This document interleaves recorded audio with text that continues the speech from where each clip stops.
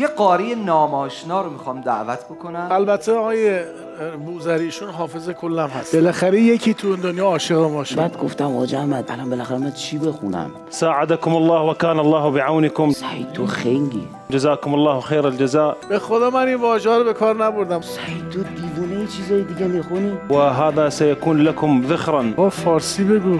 گفتی خدایا من تو پیچم یا حاج احمد تو پیچه. چیزای دیگه ای داشت بودید. ببین فارسیم چجوریه. آخرش نفهمیدیم چی بخونیم. تا همینجا کافیه.